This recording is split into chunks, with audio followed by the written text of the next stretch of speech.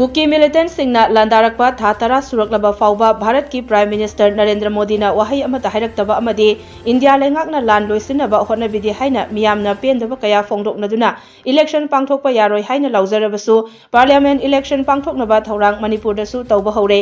Chahi asigi April natraga May thada pangthoklaba yai haina panariba Parliament election asida polling station oigadauba Thoubal district ki periphery area da leiba mafam singda ngasi DC Thoubal ahanthem Subhas amadi Thoubal SP Rakesh Balwala luchingba team amana chatuna yengsinba hokre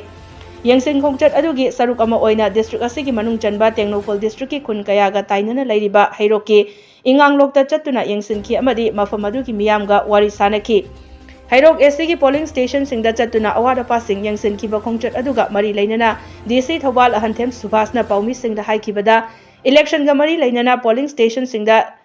laitaba yadaba facilities sing amadi ACI gi kanglon kaya ama leiri madu check toba chatpani hairaduna pangthokadoriba election asida miyamnasu support tobiduna yamna ingna chikna pangthokpa ngamnaba district administration na honarakpada mateng pangbiu haiki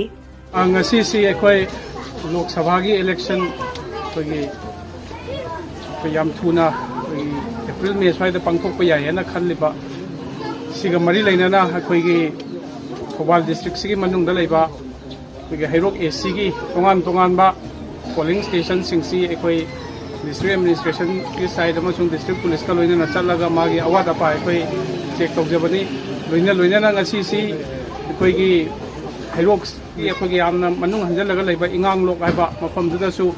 district administration amasung district police chalaga akhoi gi praja singa interact tawga makhoi gi awat apa kari leige haibadusu khanabagi akhoi pulaf oina tawjaba program haitare ado election je naksalakbaga loina na akhoi gi polling station singsida leitaba yadaba magi akhoi gi assure minimum facilities haina akhoi gi ECI gi norms mayam ama lei madusu akhoi na checking tawba chachabani aduga lakadoriba